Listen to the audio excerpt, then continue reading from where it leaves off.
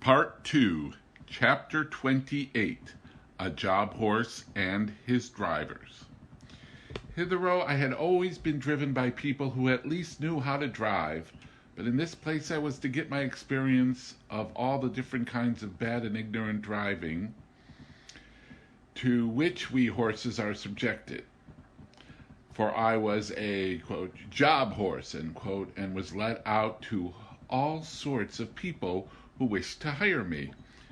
And as I was good-tempered and gentle, I think I was oftener let out to the ignorant drivers than some of the other horses, because I could be depended upon.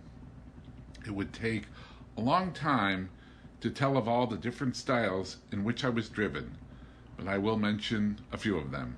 First, there were the tight rein drivers, men who seemed to think that all depended on holding the reins as hard as they could, never relaxing to pull on the horse's mouth or giving him the least liberty of movement. They are always talking about, quote, keeping the horse well in hand, end quote, and, quote, holding a horse up, end quote, just as if a horse was not made to hold himself up. Some poor broken-down horses whose mouths have been made hard and insensible by just such drivers as these may perhaps find some support in it. But for a horse who can depend upon his own legs and who has a tender mouth and is easily guided, it is not only tormented, but it is stupid. Then there are the loose rein drivers, who let the reins lie easily on our backs and their own hand rest lazily on their knees. Of course, such gentlemen have no control over a horse if anything happens suddenly. If a horse shies or starts or stumbles, they are nowhere and cannot help the horse or themselves till the mischief is done. Of course, for myself, I had no objection to it, as I was not in the habit either of starting or stumbling, and had only been used to depend on my driver for guidance and encouragement. Still, one likes to feel the rein a little in going downhill and likes to know that one's driver is not gone to sleep. Besides, a slovenly way of driving gets a horse into bad and often lazy habits, and when he changes hands, he has to be whipped out of them with more or less pain and trouble. Squire Gordon always kept us to our best paces and our best manners. He said that spoiling a horse and letting him get into bad habits was just as cruel as spoiling a child, and both had to suffer for it afterward. Besides, these drivers are often careless altogether and will attend to anything else more than their horses. I went out to the phaeton one day with one of them. He had a lady and 2 children behind. He flopped the reins about as we started and, of course, gave me several unmeaning cuts with the whip, though I was fairly off. There had been a good deal of road mending going on, and even where the stones were not freshly laid down, there were a great many loose ones about. My driver was laughing and joking with the lady and the children, and talking about the country to the right and to the left. But he never thought it worthwhile to keep an eye on his horse, or to drive on the smoothest parts of the road, and so it easily happened that I got a stone in one of my forefeet. Now, if Mr. Gordon or John, or in fact any good driver had been there, he would have seen something was wrong before I had gone 3 paces. Or even if it had been dark, a practiced hand would have felt by the rein that there was something wrong in the step, and they would have gone down and picked out the stone. But this man went on laughing and talking, while at every step the stone became more firmly wedged between my shoe and the frog of my foot. The stone was sharp on the inside and round on the outside, which, as everyone knows, is the most dangerous kind that a horse can pick up, at the same time cutting his foot and making him most liable to stumble and fall. Whether the man was partly blind or only very careless, I can't say, but he drove me with that stone in my foot for a good half-mile before he saw anything. By that time I was going so lame with the pain that at last he saw it and called out, "Well, here's a go. Why, they have sent us out with a lame horse. What a shame." He then chucked the reins and flipped about with the whip, saying, "Now then, it's no use playing the old soldier with me. There's a journey to go, and it's no use turning lame and lazy." Just at this time, a farmer came riding up on a brown cob. He lifted his hat and pulled up. "I beg your pardon, sir," he said, "but I think there's something the matter with your horse. He goes very much as if he had a stone in his shoe. If you will allow me, I will look at his feet. These loose, scattered stones are confounded dangerous things for the horses." "He's a hard horse," said my driver. "I don't know what's the matter with him, but it is a great shame to send out a lame beast like this." The farmer dismounted and, slipping his rein over his arm, at once took up my near foot. "Bless me, there's a stone. Lame. I should think so." First he tried to dislodge it with his hand, but as it was now very tightly wedged, he drew a stone pick out of his pocket and very carefully and with some trouble got it out. Then holding it up, he said, "There, that's the stone your horse had picked up. It's a wonder he did not fall down and break his knees into the bargain." "Well, to be sure," said my driver, "that is a queer thing. I never knew that horses picked up stones before." "Didn't you?" said the farmer rather contemptuously. "But they do, though, and the best of them will do it, and can't help it sometimes on such roads as these. And if you don't want to lame your horse, you must look sharp and get them out quickly. This foot is very much bruised," he said, setting it gently down and patting me. "If I might advise you, sir, you'd better drive him gently for a while. The foot is a good deal hurt, and the lameness will not go off directly." And mounting his cob and raising his hat to the lady, he trotted off. When he was gone, my driver began to flop the reins and whip the harness, by which I understood that I was to go on, which of course I did, glad that the stone was gone, but still in a good deal of pain.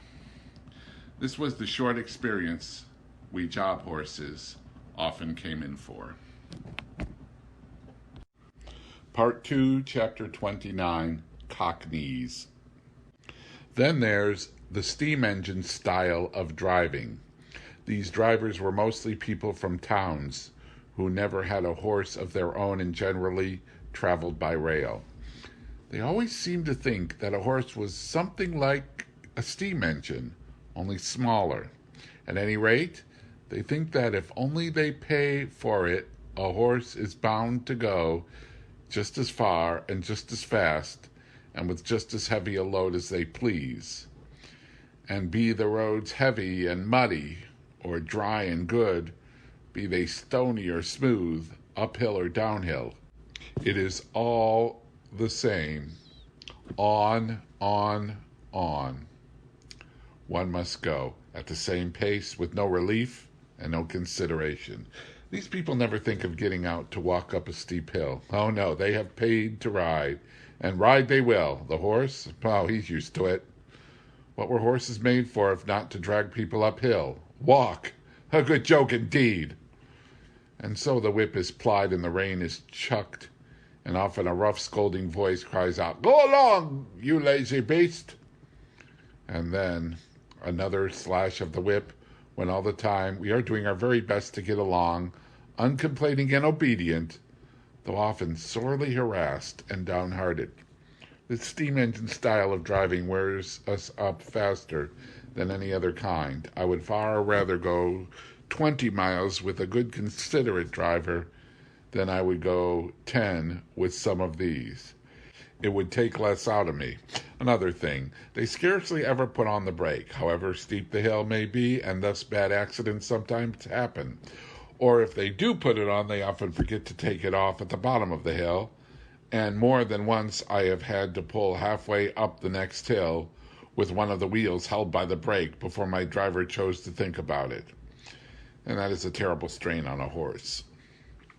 Then these cockneys, instead of starting at an easy pace as a gentleman would do, generally set off at full speed from the very stable yard.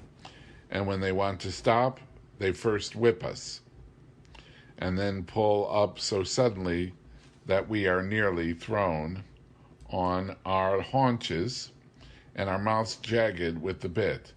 They call that pulling up with a dash. And when they turn a corner, they do it as sharply as if there were no right side or wrong side of the road. I well remember one spring evening, I and Rory had been out for the day. Rory was the horse that mostly went with me when a pair was ordered, and a good honest fellow he was. We had our own driver, and he was always considerate and gentle with us. We had a very pleasant day. We were coming home at a good smart pace about twilight. Our road turned sharp to the left, but as we were close to the hedge on our own side and there was plenty of room to pass, our driver did not pull us in. As we neared the corner, I heard a horse and two wheels coming rapidly down the hill toward us. The hedge was high and I could see nothing, but the next moment we were upon each other. Happily for me, I was on the side next the hedge. Rory was on the left side of the pole and had not even a shaft to protect him. The man who was driving was making straight for the corner, and when he came in sight of us, he had no time to pull over his own side. The whole shot came upon Rory. The gig shaft ran into the chest, making him stagger back with a cry that I shall never forget. The other horse was thrown upon his haunches, and one shaft broken. It turned out that it was a horse from our own stables with a high-wheeled gig that the young men were so fond of. The driver was one of those random, ignorant fellas who don't even know which is their own side of the road, or if they know, don't care. And there was poor Rory with his flesh torn open and bleeding, and the blood streaming down. They said if it had been a little more to one side, it would have killed him. And a good thing for him, poor fella, if it had. As it was a long time before the wound healed. And then he was sold for coal carting. And what that is, up and down those steep hills, only horses know. Some of the sights I saw there, where a horse had to come downhill with a heavily loaded two-wheel cart behind him on which no brake could be placed, make me sad even now to think of. After Rory was disabled, I often went in the carriage with a mare named Peggy, who stood in the next stall to mine. She was a strong, well-made animal of a bright dun color, beautifully dappled, and with a dark brown mane and tail. There was no high breeding about her, but she was very pretty and remarkably sweet-tempered and willing. Still, there was an anxious look about her eye, by which I knew that she had some trouble. The first time we went out together, I thought she had a very odd pace. She seemed to go partly a trot, partly a canter, 3 or 4 paces, and then a little jump forward. It was very unpleasant for any horse who pulled with her, and made me quite fidgety. When we got home, I asked her what made her go in that odd, awkward way. "Ah," she said in a troubled manner, "I know my paces are very bad, but what can I do? It really is not my fault. It is just because my legs are so short. I stand nearly as high as you, but your legs are a good 3 inches longer above your knee than mine, and of course you can take a much longer step and go much faster. You see, I did not make myself. I wish I could have done so. I would have had long legs then. All my troubles come from my short legs," said Peggy in a desponding tone. "But how is it," I said, "when you are so strong and good-tempered and willing?" "Why, you see," said she, "men will go so fast, and if one can't keep up to other horses, it is nothing but whip, whip, whip all the time. And so I have had to keep up as I could, and have got into this ugly shuffling pace. It was not always so. When I lived with my first master, I always went a good regular trot. But then he was not in such a hurry. He was a young clergyman in the country, and a good, kind master he was. He had 2 churches, a good way apart, and a great deal of work, but he never scolded or whipped me for not going faster. He was very fond of me. I only wish I was with him now, but he had to leave and go to a large town, and then I was sold to a farmer. Some farmers, are capital masters, but I think this one was a low sort of man. He cared nothing about good horses or good driving. He only cared for going fast. I went as fast as I could, but that would not do. And he was always whipping. So I got into this way of making a spring forward to keep up. On market nights, he used to stay very late at the inn, and then drove home at a gallop.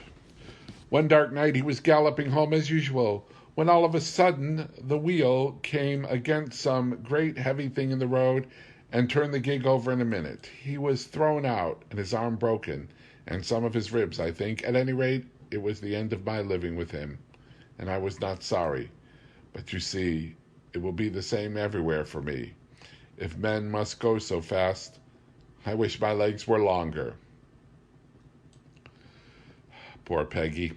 I was very sorry for her, and I could not comfort her, for I knew how hard it was upon slow-paced horses to be put with fast ones. All the whipping comes to their share, and they can't help it.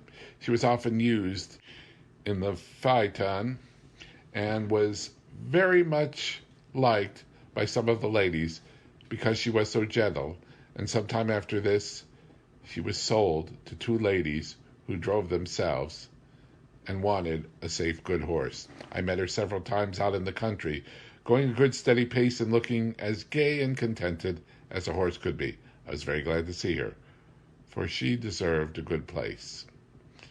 After she left us, another horse came in her stead. He was young and had a bad name for shying and starting, by which he had lost a good place. I asked him what made him shy. Well, I hardly know, he said. I was timid when I was young, and was a good deal frightened several times. And if I saw anything strange, I used to turn and look at it. You see, with our blinkers, one can't see or understand what a thing is unless one looks round. And then my master always gives me a whipping, which of course made me start on, and did not make me less afraid. I think if he would have let me just look at things quietly and see that there was nothing to hurt me, it would have been all right, and I should have gotten used to them.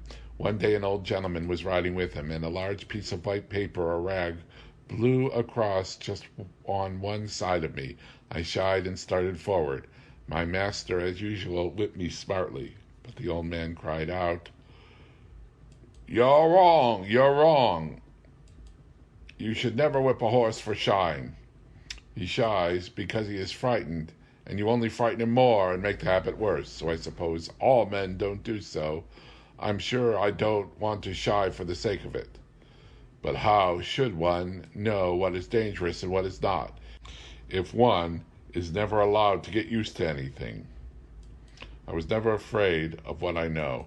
Now, I was brought up in a park where there were deer. Of course, I knew them as well as I did sheep or a cow, but they are not common, and I know many sensible horses who are frightened at them, and who kick up quite a shindy before they will pass a paddock where there are deer.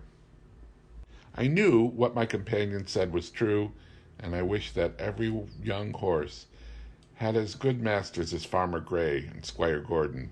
Of course, we sometimes came in for good driving here. I remember one morning I was put into the light gig and taken to a house on Pulteney Street. Two gentlemen came out. The taller of them came round to my head.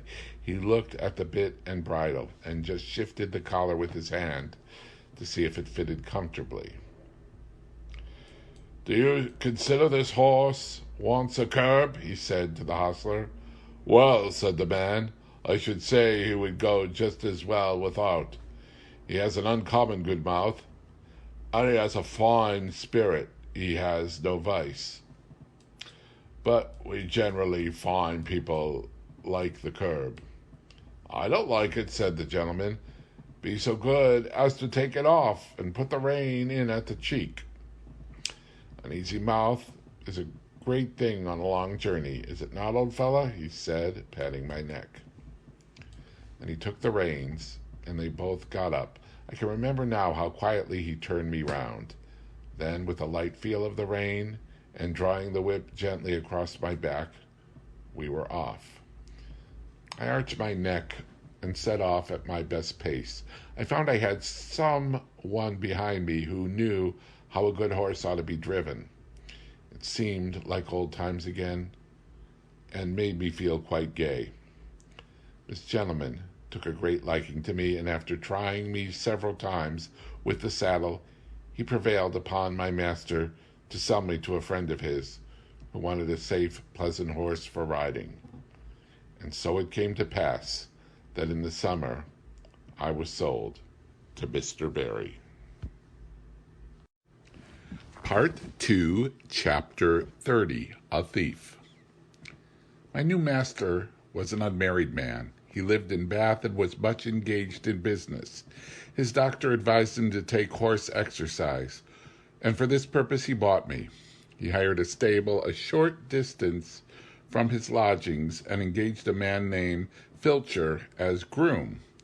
My master knew very little about horses, but he treated me well, and I should have had a good and easy place but for circumstances of which he was ignorant. He ordered the best hay with plenty of oats, crushed beans, and bran, with vetches or rye grass as the man might think needful. I heard the master give the order, so I knew there was plenty of good food, and I thought I was well off. For a few days all went on well. I found that my groom understood his business. He kept the stable clean and airy, and he groomed me thoroughly, and was never otherwise than gentle. He had been a hostler in one of the great hotels in Bath. He had given that up and now cultivated fruit and vegetables for the market, and his wife bred and fattened poultry and rabbits for sale. After a while, it seemed to me that my oats came very short. I had the beans, but bran was mixed with them instead of oats, of which there were very few, certainly not more than a quarter of what there should have been. In 2 or 3 weeks it began to tell upon my strength and spirits. The grass food, though very good, was not the thing to keep up my condition without corn. However, I could not complain nor make known my wants. So it went on for about 2 months, and I wondered that my master did not see that something was the matter.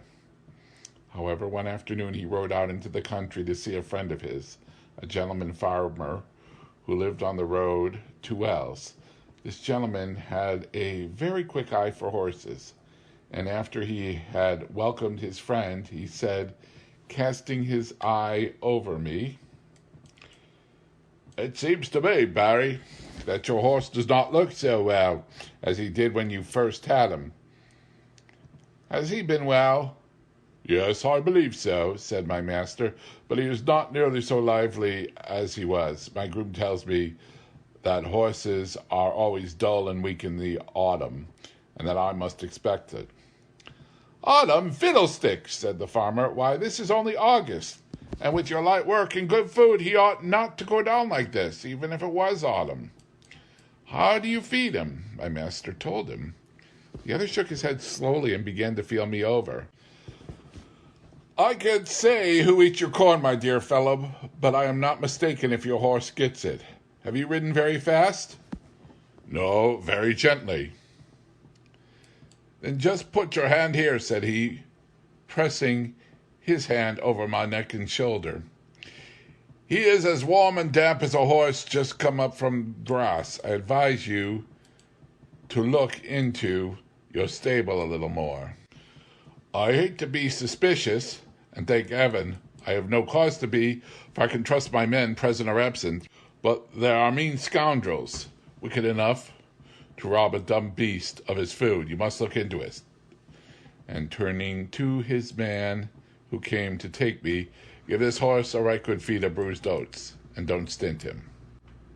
Quote, "Dumb beasts," end quote. Yes, we are, but if I could have spoken, I could have told my master where his oats went to. My groom used to come every morning about 6 o'clock, and with him a little boy who always had a covered basket with him. He used to go with his father into the harness room where the corn was kept, and I could see them, when the door stood ajar, fill a little bag with oats out of the bin, and then he used to be off. 5 or 6 mornings after this, just as the boy had left the stable, the door was pushed open, and a policeman walked in, holding the child tight by the arm. Another policeman followed and locked the door on the inside, saying, "Show me the place where your father keeps his rabbit's food." The boy looked very frightened and began to cry, but there was no escape, and he led the way to the corn bin. Here the policeman found another empty bag, like that which was full of oats, in the boy's basket. Filter was cleaning my feet at the time, but they soon saw him, and though he blustered a good deal, they walked him off to the, quote, lockup, end quote, and his boy with him. I heard afterwards that the boy was not held to be guilty, but the man was sentenced to prison for 2 months. Part 2, Chapter 31, A Humbug. My master was not immediately suited, but in a few days my new groom came. He was a tall, good-looking fellow enough, but if ever there was a humbug in the shape of a groom, Alfred Smirk was the man. He was very civil to me, and never used me ill. In fact, he did a great deal of stroking and patting when his master was there to see it. He always brushed my mane and tail with water and my hoofs with oil before he brought me to the door to make me look smart. But as to cleaning my feet or looking to my shoes or grooming me thoroughly, he thought no more of that than if I had been a cow. He left my bit rusty, my saddle damp, and my crupper stiff. Alfred Smirk considered himself very handsome. He spent a great deal of time about his hair, whiskers, and necktie before a little looking-glass in the harness room. When his master was speaking to him, it was always, "Yes, sir, yes, sir," touching his hat at every word. And everyone thought he was a very nice young man, and that Mr. Barry was very fortunate to meet with him.